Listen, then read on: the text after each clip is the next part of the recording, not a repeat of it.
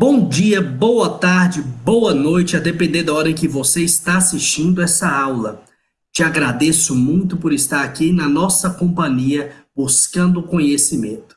Meu nome é Eduardo Ferreira, sou professor de Processo Civil 3 das faculdades ProMinas em Montes Claros, Minas Gerais. Hoje, no dia 3 de abril de 2020, às 19 horas, estou aqui com meus grandes amigos do sexto período de Direito. Já passaram mais da metade e vamos continuar nossa caminhada abordando neste encontro a questão que envolve a responsabilidade patrimonial e também as ponderações que são necessárias da responsabilidade primária, tudo que envolve o processo de execução no Código de Processo Civil de 2015. Hoje, além de falar da letra da lei, vamos abordar aspectos doutrinários, vamos abordar aspectos também legais e jurisprudenciais. Informo a todos que essa aula está sendo gravada pelo Hangout Meets por conta da excepcional situação em que vivenciamos hoje, referente à pandemia do coronavírus que se dá no mundo e, infelizmente, também no Brasil. Estamos impossibilitados de nos encontrarmos pessoalmente, mas aqui continuamos na caminhada do conhecimento.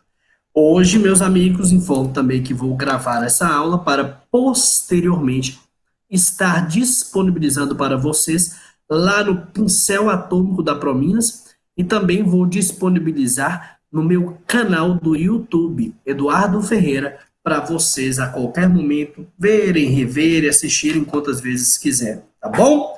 No mais, vamos iniciar nossa caminhada e deixando claro que os microfones durante a gravação ficam desligados só por conta de questão de eventuais interferências, porém, a qualquer momento vocês têm liberdade para fazer ponderações, seja oralmente através da fala no microfone, ou mesmo através do nosso chat, onde normalmente a gente tem uma conversa mais aprofundada, tá bom? Vamos então começar a nossa caminhada e eu quero perguntar aos senhores. Primeiro, responsabilidade patrimonial. O que é isso? Vamos lá. O processo de execução, nós já falamos em outras aulas, especialmente no primeiro encontro, onde nós abordamos os princípios norteadores do processo de execução. Nós falamos com uma cautela, com um cuidado grande, acerca da parte principiológica. E dentre essa parte principiológica existia um princípio chamado princípio da patrimonialidade. E basicamente falava o quê? Que o réu, o executado, responde com o seu patrimônio.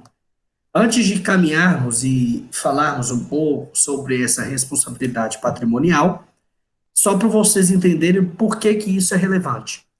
Antigamente, como já falei com os senhores em outros encontros, a execução, o nome execução, é muito forte.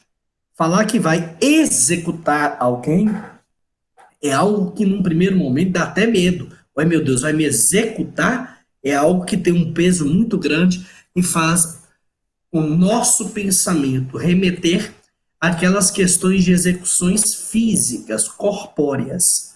Mas por quê? Porque inicialmente era isso mesmo. As execuções, elas eram feitas no corpo do devedor. Já falamos de alguns casos que hoje, só de imaginarmos, seria algo indescritível, mas inimaginável, na verdade, só que já aconteceu ao longo da nossa caminhada histórica de evolução social. Por exemplo, que eu brinco com os alunos, na Roma Antiga, quando se cortava o devedor no meio, quando se tinha mais de um devedor e mais de um credor, e uma banda ficava para cada um. Ou então, as torturas físicas, corpóreas, por exemplo, de pendurar o homem pelos braços e ir com uma haste de aço fazendo a entrada no corpo pelo ânus e saindo pela boca. Existia muito pagamento corporal. A questão na Roma Antiga também, quando não se tinha dinheiro, virar escravo do seu credor. Então, existia muito essa questão da execução no corpo do devedor. tá bom? E o ser humano, meu Deus do céu, tem a cabeça ruim, viu? Porque são formas de executar que se usava, por exemplo, na época medieval, que só demonstram como a criatividade do ser humano é maquiavélica. Ela tende a ser extremamente violenta, agressiva e impiedosa. Mas nós caminhamos e começamos a entender que essa limitação corporal, limitação ou aplicação da execução no corpo do devedor, não é, como regra, aquela mais indicada. E passamos uma caminhada a buscar uma evolução, onde hoje nós não mais, como regra, aceitamos a responsabilidade física, a responsabilidade corporal do devedor. Se nós formos lá no CPC, como gosto muito de ir, lá no nosso Código de Processo Civil, está aí no chat para os senhores, o artigo 789. O artigo 789 é onde inicia-se a tratativa sobre a repercussão ou responsabilidade patrimonial do devedor. E lá fala o que para a gente, meus amigos? Fala assim: o devedor responde com todos os seus bens, sejam aqueles presentes ou mesmo futuros, para o cumprimento das suas obrigações, salvo as restrições estabelecidas em lei. Primeira grande observação. Grifa aí, ou então escreva no caderno, faça uma observação. Existem situações em que o patrimônio do devedor não vai responder pelas obrigações. Então, coloque essa observação. Porque aí, ó, vírgula, salvo as restrições estabelecidas em lei. Ou seja, existem situações que são previstas por lei e que possibilitam que, mesmo que seja um patrimônio de um devedor, eu não possa utilizar, eu não possa buscar, eu não possa utilizar dos mecanismos de coerção estatal para pegar em busca da satisfação do credor. Então, existem situações em que, quando forem previstas por lei, mesmo que seja patrimônio do devedor, ele não pode ser utilizado. Por exemplo, hoje nós não vamos aprofundar isso, mas só como exemplo, as questões ou bens que são impenhoráveis. Os bens impenhoráveis, que nós veremos em aula mais à frente, quando falarmos sobre penhora, os bens impenhoráveis, eles são aqueles que o Código de Processo Civil entendeu ser impossível, não ser viável, não ser permitido a expropriação estatal. O Estado adentrar e pegar à força aquele patrimônio. Outro exemplo, os bens conhecidos como os bens de família. E lá, posteriormente, o Paulo aqui falou bens de família. Maravilha, meu amigo. Mas os bens de família são tão peculiares que existe uma lei própria de bem de família. O senhor sabia disso? Sim ou não? Me dá o joinha aí que eu quero saber. O senhor sabia que existe uma lei própria que trata somente sobre as questões que envolvem a impenhorabilidade do bem de família? Helder falou que sim, o Paulo falou que não. Tá aí para os senhores, ó, anotem para não esquecer. Lei 8009 de 29 de março de 1990. É a lei que trata para a gente sobre a impenhorabilidade do bem de família, tá bom? Tá lá nessa lei própria, é um caso específico de situação em que mesmo que exista um bem, exista patrimônio do devedor, eu não posso utilizar. E também no próprio Código de Processo Civil, nós veremos mais à frente, a partir do 840, lá do CPC, as situações que envolvem, entre outras questões, os bens que são considerados impenhoráveis. Vou dar alguns exemplos. Fotos de família não podem ser penhoradas. Eduardo, o que a pessoa vai querer penhorar? Minha foto, pelo amor de Deus. Para disso. Pensa pequeno, não. Você vai ser um grande nome na história. Aí o povo vai querer comprar suas fotos. Vamos dar um exemplo. Tem pessoas que compram fotos exclusivas de Michael Jackson, dos Beatles, de grandes personalidades que passaram ao longo da história. Sabe qual a diferença dessas grandes personalidades para você, para mim mesmo? É que a gente ainda não teve tempo de ficar tão conhecido. Mas nós ainda vamos ficar. E um dia, muitos vão querer comprar nossas fotos. Tá vendo como é importante ser impenhorável? Mas é uma situação. Outra também que eu gosto de deixar claro para os alunos que seria um bem que, mesmo sendo patrimônio, é impenhorável. As alianças de casamento. Você tem uma aliança, ai amor, a mulher chega para o esposo chega para a esposa, penhoraram meu anel do casamento? Para disso. É um dos bens impenhoráveis, então não tem desculpa. Se perder, começa a rezar ou corre para comprar uma nova, mas não existe a possibilidade de usar a desculpa que foi penhorado, tá bom? Entre outros que em momento oportuno vamos tratar. Então, a regra que está estabelecida lá no artigo 789 do CPC é a regra da responsabilidade patrimonial, ou seja, o devedor vai responder pelas suas obrigações no que diz respeito a um credor, ele vai responder com todo o seu patrimônio presente e patrimônio futuro, tranquilo? Salvo as exceções previstas na lei. Conseguimos entender esse início, esse primeiro passo que a gente deu aqui? Sim ou não? Dá o joinha aí que eu quero saber. Me fala aí no chat que eu quero saber a opinião sua, que é muito importante, tá bom? Enquanto vocês estão aí para me responder, vamos passando aqui. Helena falou que sim, Edgar falou que sim. Vamos falar da visão dualista. A partir de agora, nós vamos falar de duas visões, a visão dualista e também vamos falar da visão unitarista. Estou anotando aí para os senhores não se perderem. Visão dualista e visão unitarista, tá bom? Essas duas visões, elas servem para tratar o quê? A relação, estou anotando para os senhores, entre obrigação e responsabilidade. Então, existe na doutrina duas visões que dividem as atenções dos doutrinadores para falar dessa questão que envolve obrigação e responsabilidade. E por que isso é importante de se falar aqui quando a gente está tratando sobre responsabilidade patrimonial? Porque estudar a responsabilidade nada mais é, a responsabilidade patrimonial é fazer esse estudo aprofundado sobre essa distinção, se existe ou não, e caso exista, o que vai influenciar, entre o que é obrigação e o que é responsabilidade. Neste ponto, iniciou-se, por grande parte da doutrina, uma caminhada através de um respeito à teoria da visão dualista. Tranquilo?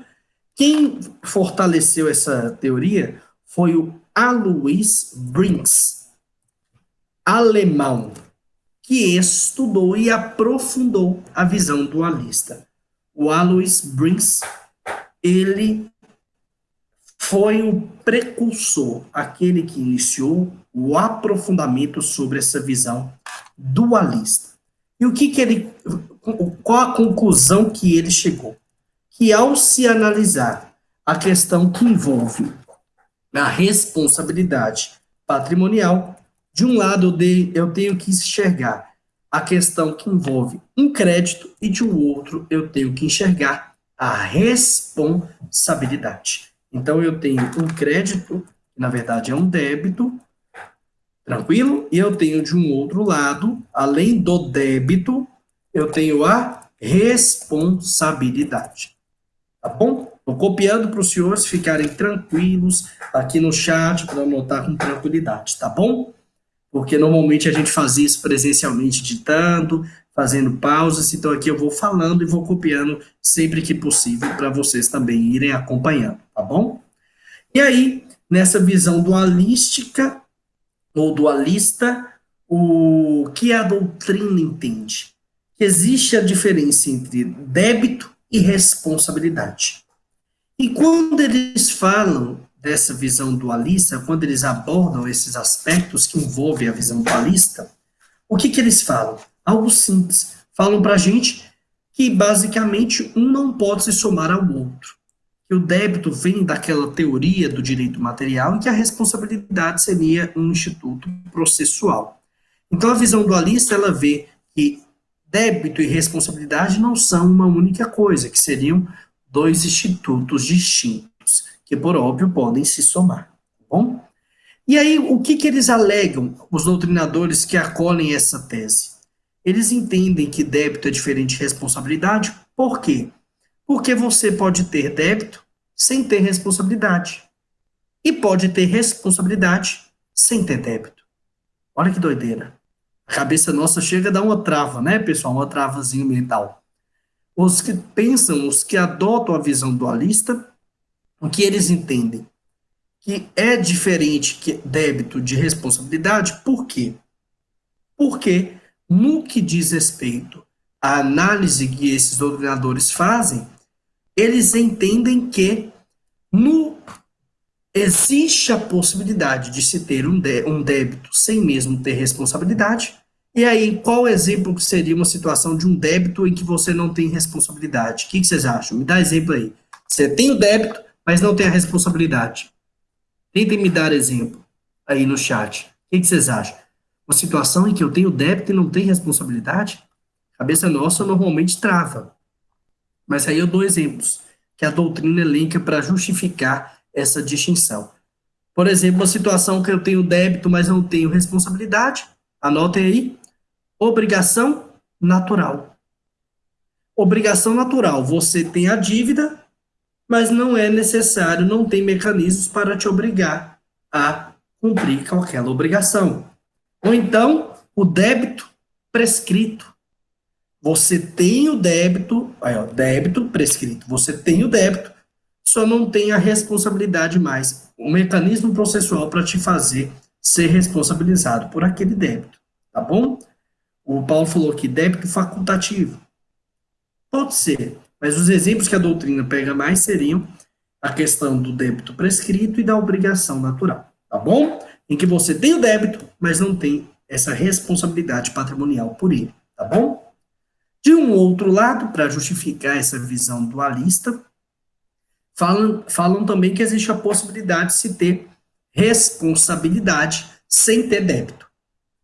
Me dá um exemplo de uma situação dessa? A doutrina dá. E que exemplo que ela dá, meus amigos? Ela fala da questão que envolve, por exemplo, os contratos de fiança ou contrato de hipoteca para outra pessoa. No contrato de fiança, por exemplo, você não tem o débito. O débito inicialmente é de quem? Seria daquele devedor primário. Você, como fiador, só está lá para responder. Você não tem vínculo algum que diz respeito a benefícios, usufruir aquela questão que foi compactuada entre as partes. Você só está lá para responder. E aí a doutrina, para abordar, para justificar essa visão dualista, exemplificando uma situação hipotética onde eu teria responsabilidade, mas não teria débito, coloca como exemplos a fiança. Tranquilo? Alguns doutrinadores de peso são doutrinadores que caminham com essa visão dualista. É uma lista tão pesada que eu anotei para os senhores para a gente não esquecer. Vou falando para cada um de vocês e anotando, tá bom? Vamos lá. Quem é que segue essa lista? Vou pegar minha colinha aqui que eu coloquei dos grandes doutrinadores. Vou colocar o nome de cada um para os senhores. Carnelli, Carnelucci. Também, quem segue ela? Lieberman. Um instante. Lieberman. Quem mais? Buzzait. Quem mais? Araquém de Assis. Também é doutrinador que segue essa visão. Quem mais?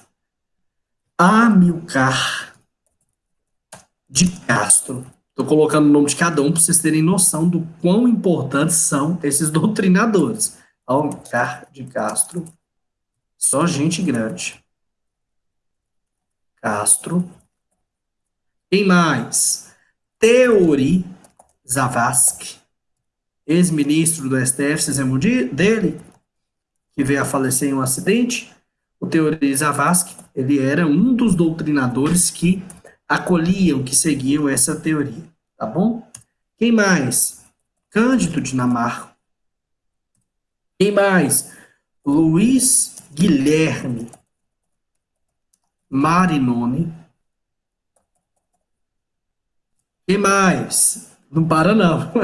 Sérgio Cruz Arenharte. Arenharte. Quem mais, meus amigos? Cristiano Chaves. Nelson Rosenwald.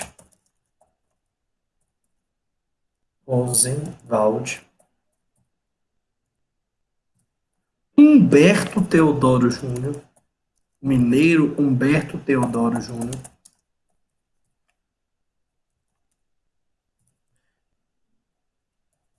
Entre outros. Gente de Deus, coloquei aqui para os senhores 5, 6, 7, 8, 9, 10, 11, 12 doutrinadores de altíssimo quilate, de altíssimo peso, que são signatários da visão dualista. Estes aqui que estão elencados para a gente são exemplos de grandes doutrinadores que adotaram e que utilizam a visão dualista. Tranquilo? Existe um que ele mistura um pouco dos dois, mas segue verdadeiramente no fingir dos ovos a teoria também nossa aqui, que envolve a visão dualista, que é o Fred Didier Júnior, tá bom? Então aí mais um, 13, porque 13 é galo e eu gosto do galo, tá bom? Mas, meus amigos, fiz questão de fazer essa anotação um por um, só para vocês entenderem o peso que tem e quem são esses doutrinadores, porque existe uma divergência, porque na visão unitária também tem grandes doutrinadores que nós vamos colocar os nomes aqui para vocês verem que é uma batalha realmente ferrenha, tá bom? Então, na visão dualista, se entende que débito é uma coisa, responsabilidade é outra. Num processo, quando se vai buscar responsabilidade patrimonial, tenta-se ter os dois, mas na pior das hipóteses, se tiver só a responsabilidade, já basta. Tá bom? Maravilha, então. Vamos agora falar da outra visão que faz essa análise de obrigação e responsabilidade e tem uma visão diferente dessa primeira, chamada de visão unitarista. A visão unitarista, como anoto para os senhores aí o nome só para a gente não esquecer, visão unitarista, ela entende diferente dessa visão que é dualista.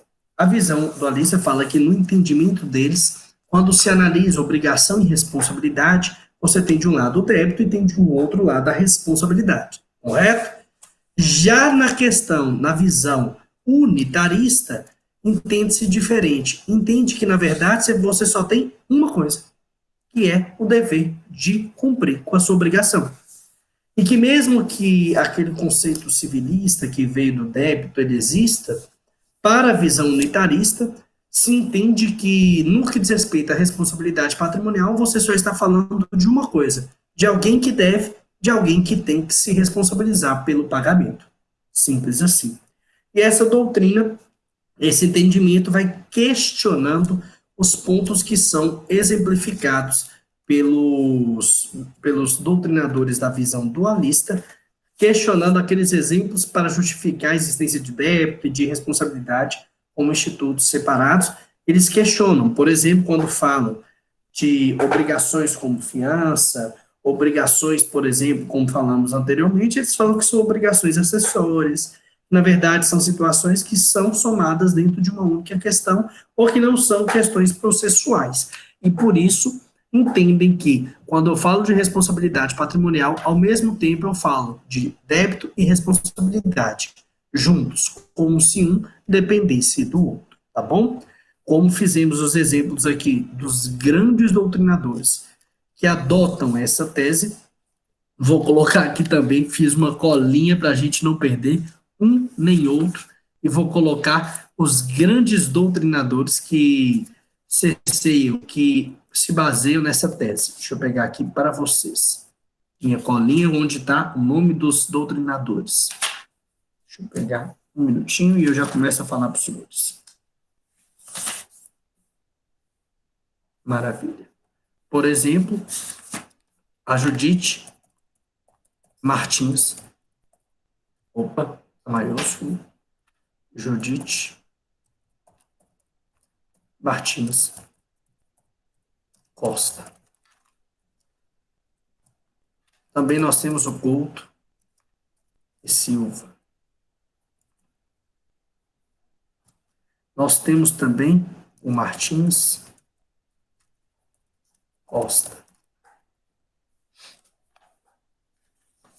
Deixa eu colocar para os senhores aqui também. Martins Costa, entre outros. É uma teoria que tem grandes doutrinadores que também a baseiam e que utilizam dela como visão no que diz respeito à análise inicial da responsabilidade patrimonial. Hoje, os doutrinadores que nós aqui no nosso curso e que hoje têm tido um respeito maior, têm o pensamento da visão dualista, tá bom? Mas nada impede que você entenda que a correta é unitarista, sabendo justificar o porquê, tá bom? Mas a justificativa que é feita pelos doutrinadores da visão dualista é muito forte, ao fazer aquela análise da existência do débito e da responsabilidade como institutos separados, tá bom? Vamos iniciar a caminhada especificamente no que diz respeito à responsabilidade patrimonial. Primeiro, no que diz respeito à responsabilidade patrimonial, ainda nas generalidades, eu preciso fazer uma distinção. Primeiro, naquilo que se chama responsabilidade primária e aquilo que se chama responsabilidade secundária. A responsabilidade secundária nós não iremos abordar aqui. Agora, nós vamos tratar disso na aula da semana que vem, no nosso encontro de quinta-feira, quando eu vou analisar com os senhores a responsabilidade secundária. Mas o que ela é? É a responsabilidade para aquela parte da doutrina que entende, por exemplo, Dinamarca, fala que é a responsabilidade de terceiros. Que responsabilidades seriam essas? Responsabilidade de sócios, responsabilidade do cônjuge ou companheiro, responsabilidade que envolve espólio e herdeiro, qualquer outra responsabilidade que tenha como regra um terceiro, tranquilo? Essa é a responsabilidade secundária. Nós vamos abordar posteriormente na aula de quinta-feira. Aqui nós vamos falar diretamente, mais especificamente, da primária, que é aquela responsabilidade que envolve diretamente aquele devedor ou quando os bens do devedor estão com terceiros, mas são do devedor, tá bom? Nós vamos reforçar ainda mais essa distinção entre responsabilidade primária e secundária na quinta-feira, quando iniciarmos nossa caminhada, tá bom? E aí, o que acontece? Só deixar claro, eu quero que não fique dúvidas, porque na doutrina se existe discussão. A responsabilidade, quando fala lá para a gente no artigo 789, o Helder fala, o Código Civil adota algumas dessas visões, dualistas ou unitária, não, essa discussão é uma discussão doutrinária, Helder. Você está falando do Código de Processo Civil, né? Você está perguntando se o Código Civil adota uma visão, é Código de Processo Civil. Ah, tá. Não, essa é uma discussão doutrinária. Para o entendimento do CPC é simples. Os bens do devedor vão responder pelo débito. Não tem discussão. Esse é um aprofundamento que a doutrina faz. A doutrina adora aprofundar para ir esmiuçando cada vez mais. Eu acho que também para ir complicando nossa cabeça e deixando a gente doido. Mas tá lá, a gente tem que estudar, tem que entender, tá bom? Mas, meus amigos, caminhando aqui, vem falar de uma grande pergunta que a doutrina se faz. Lá no artigo 789, quando fala que o devedor responde com todos os seus bens, presentes e futuros, é a partir de quando? É a partir do momento em que surgiu a obrigação, por exemplo, no dia que você assinou o contrato, ou conta a partir do momento em que você iniciou a execução? O que vocês acham? E aí? Respondam aí. O que vocês acham no chat? Essa responsabilidade, ela é de todo o patrimônio, desde o dia que assinou ou do dia em que se iniciou a execução? Para vocês, o que seria o correto? A doutrina diverge nesse assunto, tá bom? E aí, o que a doutrina tem entendido? O Paulo fala, depende ali na partir do contrato, E uma boa parte hoje, majoritária da doutrina, entende o quê? Que essa responsabilidade é total, desde o momento em que se começou a obrigação, tá bom? Por isso que nós temos os institutos, que vamos falar em outros encontros à frente, por exemplo, a fraude contra credores, a fraude contra execução. A fraude de execução é mais quando você tem um processo executório. Mas e a fraude contra credores?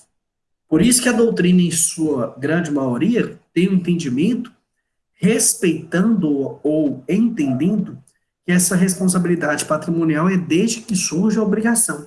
Por isso que, eventualmente, se um devedor objetiva se tornar insolvente para não pagar dívidas, eu tenho mecanismos lá no direito civil, que é a fraude contra credores, e aqui no direito processual, que é a fraude contra execução. Então, no que diz respeito a essa questão, não, mesmo que tenha discussão e que tenha majoritário, no final só quer dizer o quê? Tudo que o devedor tem vai responder pela execução, tá bom? E aí o próprio Paulo fala aqui, se especifica o patrimônio, porque as execução pode ir dilapidando o patrimônio. Meus amigos, existe essa obrigação da responsabilidade patrimonial, e a doutrina tem entendido que é anterior exatamente para evitar isso, Paulo. Para evitar que, por exemplo, eu crie uma dívida com você e fique insolvente, vendo todo o meu patrimônio, dou o meu patrimônio, basicamente fico sem ter patrimônio para responder pela dívida. E aí isso seria algo que não poderia ser permitido pelo ordenamento jurídico. É tanto que nós vimos em outro encontro, lá o artigo 774, os atos atentatórios à dignidade da justiça, um deles é a fraude à execução, e aí também tem outros institutos que vão aprofundar em outro momento quando estivermos tratando de uma forma mais cautelosa sobre o princípio da boa. Meus amigos, então responde por tudo. A responsabilidade primária, ela seria o quê? Seria aquela primeira responsabilidade, aquela que vai verdadeiramente analisar, tratar da questão que pegue, venha a atingir o patrimônio do devedor. Tranquilo? E aí, pergunta: todo o patrimônio, de forma simples, que é do devedor que está com ele, vai responder pela dívida. Isso nós sabemos. Concordam comigo? Sim ou não? Responda aí. O patrimônio do devedor responde. Vocês estão conseguindo entender isso? Sim ou não? O Helder falou que sim. Helena falou que sim. Maravilha. Só que aí eu faço uma pergunta. E se o patrimônio do devedor estiver com terceiros? E aí? Aí a gente começa a ficar meio doido, né? Vamos lá, nós falamos aqui, todo o patrimônio do devedor responde pelas dívidas. Maravilha. É todo o patrimônio mesmo, Eduardo? Todo, salvo aqueles casos em que a lei excepciona, em que a lei não permite que se realize penhora, por exemplo, os bens de família. E aí? Mas e se não for um bem, se não se enquadrar como bem piorável, ou se não enquadrar como bem de família? Eu posso pegar? Posso. Mas e se tiver com terceiros? O artigo 790, lá no inciso terceiro, coloquei para os senhores aí, agora no chat, o artigo 790 fala assim, são sujeitos à execução os bens, e aí elenca 7 incisos. Nós não vamos aprofundar todos, porque alguns desses incisos são aqueles que envolvem a responsabilidade secundária, que é a matéria da aula que vem. Mas aqui eu quero falar agora, nesse momento, sobre a responsabilidade que o patrimônio do devedor, que está em poder de terceiros, vai ter dentro da execução. E aí, nesse momento, eu quero falar da diferença entre detentor e possuidor. Detentor e possuidor. Por quê? O devedor, ele responde pelo patrimônio. Mas e se tiver com terceiro, seja detentor ou possuidor, o patrimônio vai continuar respondendo? Sim ou não? Responde do mesmo jeito. A Helena falou aqui de forma correta, perfeita. E aí vamos fazer só essa diferença entre o terceiro detentor e o terceiro possuidor. Vamos lá. Senhores gostam de fazenda, por exemplo? Alguém aqui gosta de ir na zona rural, andar a cavalo, ter uns boizinhos? O povo gosta demais, né, meus amigos? E aí, vocês gostam? Sim ou não? Tô vendo aqui que o pessoal, sim, eu, sim, queria estar na roça, a gente fica animado, que maravilha. Muita gente gosta. E aí? Vamos imaginar que eu tenho uma fazenda. Só que eu não tô lá o tempo inteiro. Eu moro na zona urbana. Vamos imaginar essa situação, tá bom? E aí? Moro na zona urbana, tenho meu patrimônio lá que fica com quem? Com o meu detentor. Quem seria um detentor, por exemplo, meus amigos? Um caseiro. Você chega lá na fazenda, eu não estou, mas está o meu funcionário. Ele é um terceiro que está respondendo, se resguardando aquele patrimônio meu. Uma eventual execução. Se está com aquele detentor, o que vai acontecer? Nada, vai entrar e pegar do mesmo jeito. Poder, quando eu falo entrar e pegar, entendam. Poder judiciário, não é você ir lá, fosse pegar. Cuidado, existe crime de exercício arbitrário das próprias razões. Você não pode ir lá na doida e pegar patrimônio dos outros, pelo amor de Deus. Eu tenho que buscar o poder judiciário para fazer isso por você, tá bom? Mas e aí? Meus amigos, nesse caso, o detentor ele só está realmente mantendo, guardando, preservando o patrimônio, não vai ser um grande impeditivo no que diz respeito à busca daquele patrimônio que está com aquele terceiro que é de um devedor, tá bom? Porque senão a própria Helena reforça que ele poderia usar de má fé e começar a deixar com terceiros. Só que a pergunta fica um pouco mais complexa quando a gente fala sobre o possuidor.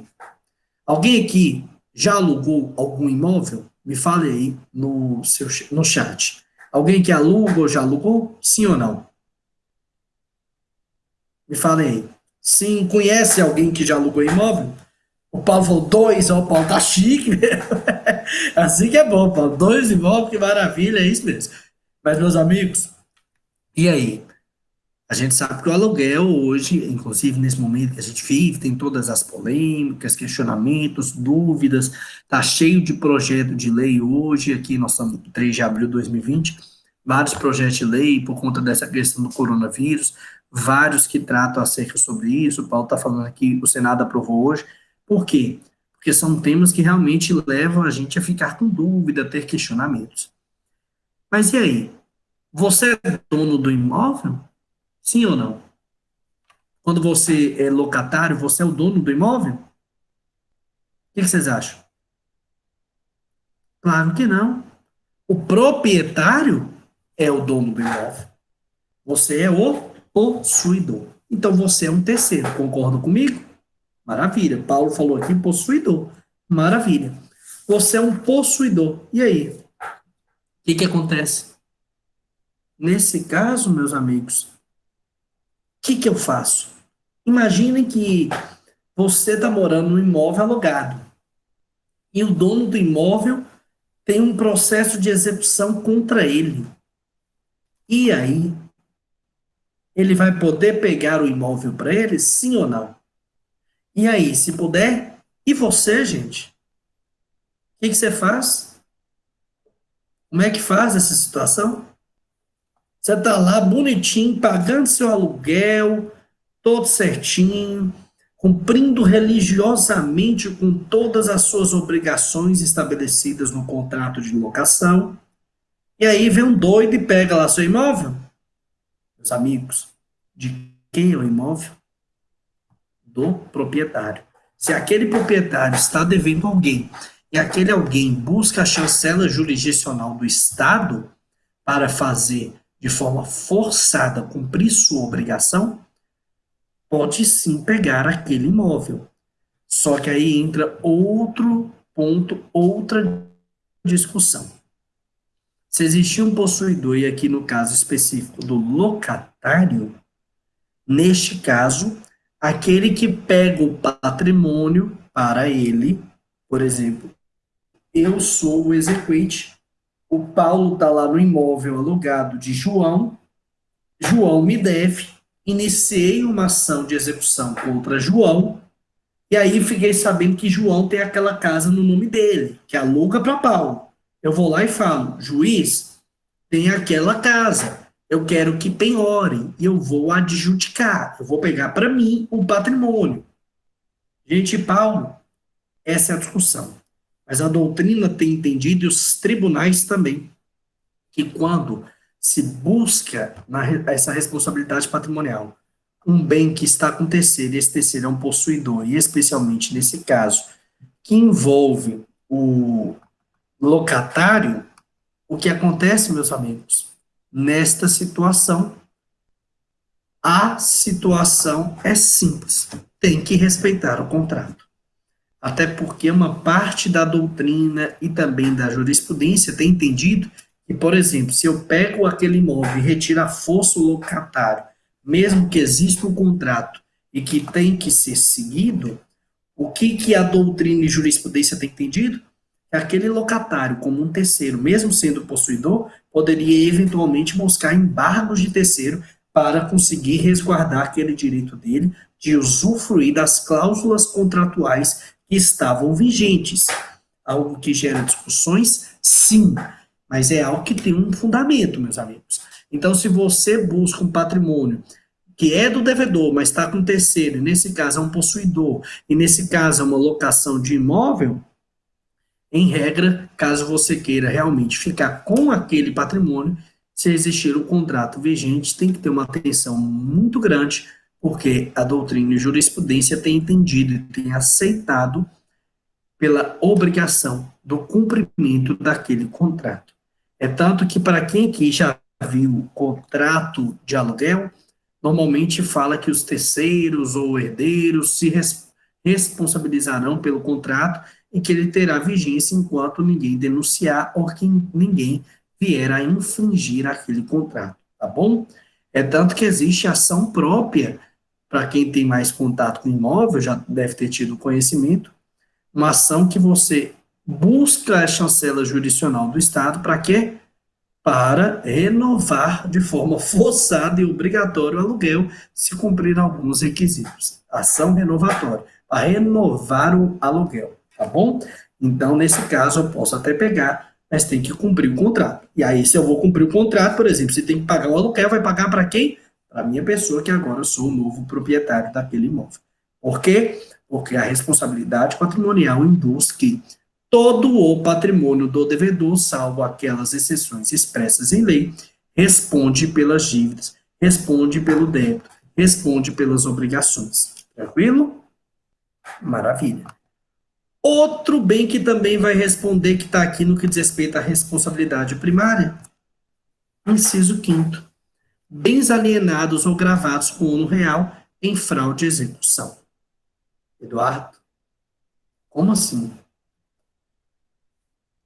Vocês acreditam que brasileiro tenta fugir do pagamento de obrigação, sim ou não? O que vocês acham? A criatividade do brasileiro, vocês acham que é grande? Me falem aí no chat. O Helder até riu aqui. Vocês acham que o brasileiro é criativo? Existe um nível ninja, ninja samurai brasileiro. Nós somos um nível acima. Vocês mesmos sabem, é triste, mas é uma realidade. É o que no mundo se conhece como jeitinho brasileiro. Oh, Senhor Jesus Cristo, meu Deus do céu. É isso mesmo. Vocês acham que brasileiro é criativo? Sim. Bem alienado ou gravado com ônus real em fraude à execução? Vamos lá. O que seria fraude à execução? Nós vamos tratar em outra aula mais detalhadamente, mas vou resumir. É quando existe uma execução e eu utilizo de procedimentos maliciosos para me tornar insolvente. Como assim? Eu, Eduardo Ferreira, estou devendo, por exemplo, o Edgar. Estou devendo Edgar 100 mil reais. E meu patrimônio é 1 milhão de reais. Então, eu tenho patrimônio para pagar Edgar, sim ou não? Sim, a dívida é 100 mil. Eu tenho quanto? 1 milhão. Tem patrimônio. Só que eu não quero pagar Edgar. E aí eu começo a fazer o quê?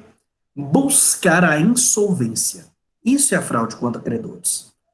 E a fraude contra a execução, aqui no nosso processo contra a execução. Como assim, Eduardo? Eu começo a ir dilapidando o meu patrimônio. Até chegar no ponto em que o patrimônio que tem no meu nome, ele não mais não consegue mais pagar aquela dívida que eu tenho com o Edgar. Vamos imaginar que eu tenho um prédiozinho com 5 apartamentos, com 10 apartamentos, por exemplo, 20 apartamentos, kitnets, de R$ 50 mil reais. Eu estou devendo o Edgar 100 mil. Eu tenho 20 apartamentos de 50 mil cada um. Vai dar quanto? 1 milhão. Tá lá meu dinheiro. Eu vou e faço o quê? Eu pego 19 dos apartamentos, que daria 950 mil reais, e dou como garantia, por exemplo, num contrato de hipoteca. E aí? Ah, mas não é que você perdeu o patrimônio, você deu ele em garantia. Opa, olha o inciso quinto aí. O que está falando para a gente? Os bens alienados ou gravados com ônus real, quando objetivam fraudar a execução, não vai ter como fugir, não. Vai ser, sim, responsável, vai ser, sim, sujeito à execução. Tranquilo? Então, se o credor tentar, de alguma forma, fazer a busca pela insolvência civil, por exemplo, dando aquele patrimônio dele em garantia real de qualquer outra dívida, que não seja a sua, não. Vai poder pegar aquele patrimônio, sim. Não só esse, como também ao inciso sexto aí para a gente, que ainda abarca a responsabilidade primária. Inciso sexto, cuja alienação ou gravação com ônus real tenha sido anulado em razão de reconhecimento em ação autônoma de fraude contra credores. O primeiro inciso é quando eu não busquei uma ação autônoma lá na fraude contra credores, chama ação pauliana, lá no direito civil, e essa ação, o objetivo o quê? Pegar novamente aquele patrimônio que foi vendido, que foi dado em garantia real de um devedor para um terceiro e que gerou a sua insolvência. Se você conseguir fazer isso em uma ação autônoma, ação pauliana, você pegou, utilizou e conseguiu fazer, maravilha, perfeito. Volta para o patrimônio do devedor e eu vou pegar ele na execução, tá bom? No Brasil, o Paulo perguntou, como fica a garantia de hipoteca? Paulo, aqui é um caso bem específico de fraude à execução. Aí você vai ter que provar que execução existia antes de ter dado aquele bem em garantia. E vai ter que provar que o credor hipotecário tinha má-fé. Não possuía boa-fé. É por isso que eu falei com vocês o quê? Que quando a gente distribui um processo de execução, o que eu devo pedir? Uma certidão da execução. Uma certidão comprovando que você distribuiu um processo de execução. Eduardo, por que isso é importante? Para isso aí, meus amigos, aí, ó. Fraude contra execução, por exemplo, para evitar.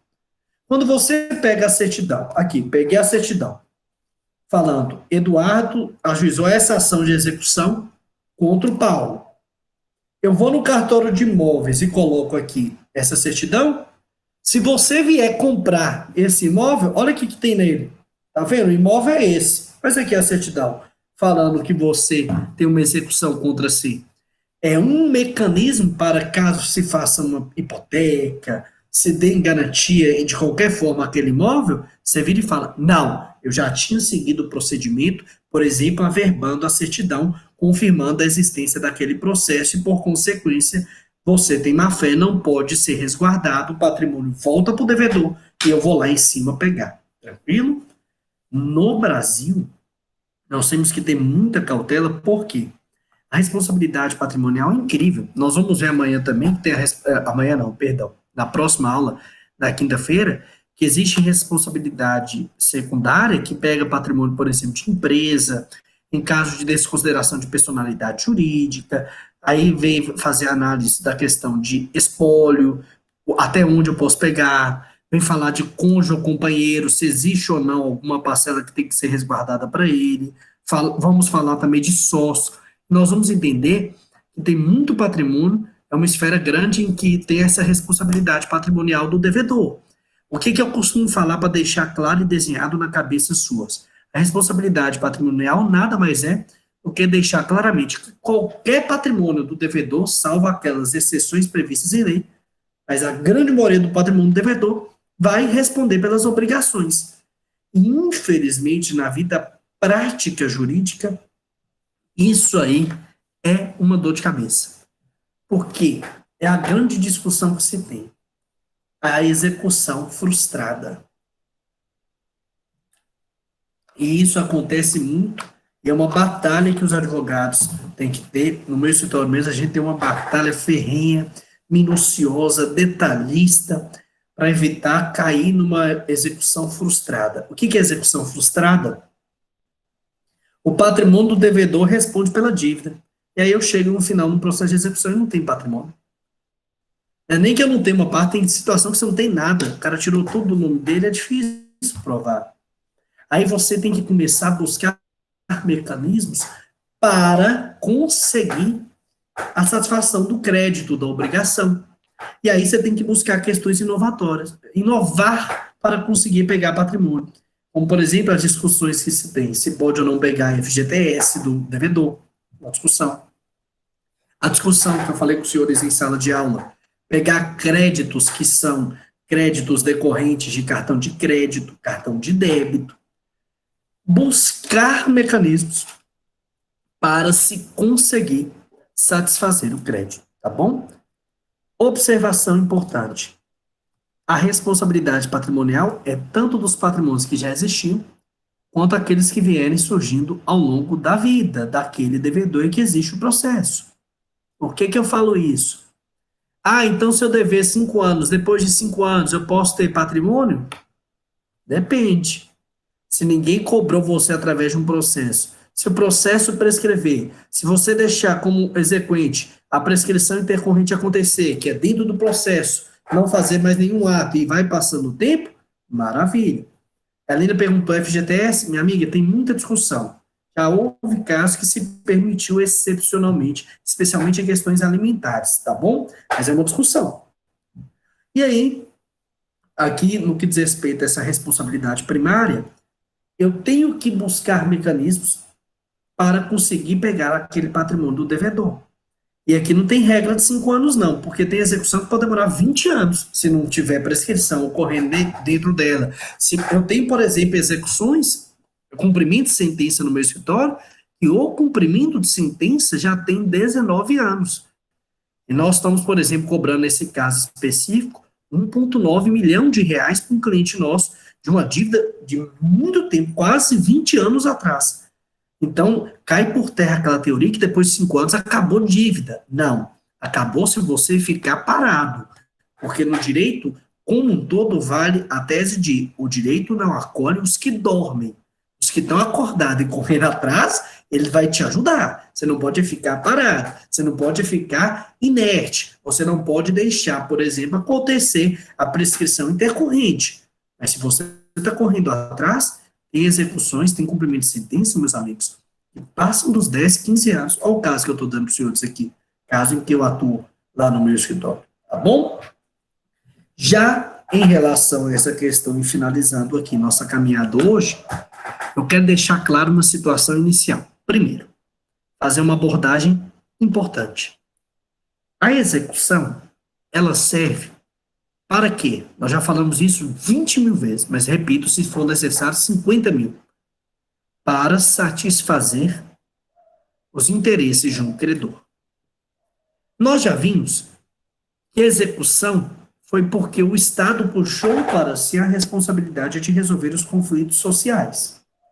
E ao puxar para si a responsabilidade de resolução dos conflitos sociais, o que o Estado fez? Ele começou a entender que ele que tinha esse poder, essa força coercitiva para buscar o patrimônio de devedores, aqui no caso específico da execução.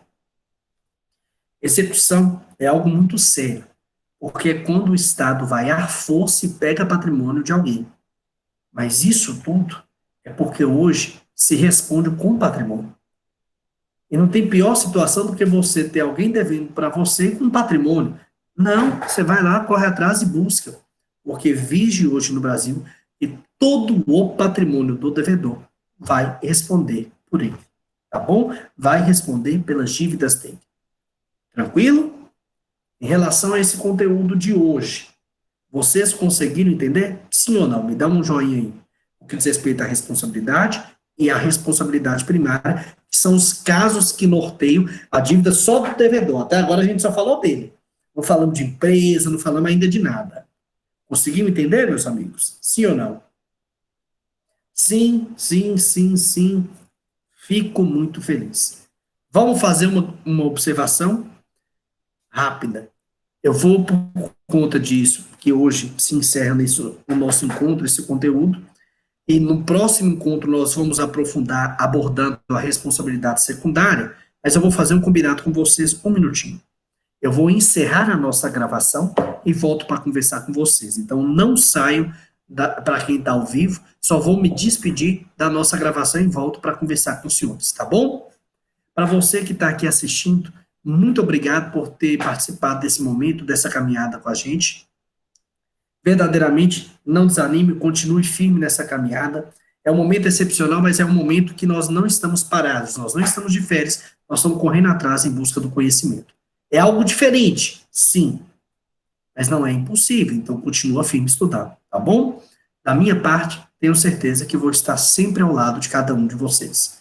Desejo a você que está assistindo um ótimo dia, ótima tarde, ótima noite, a depender da hora em que você viu essa aula.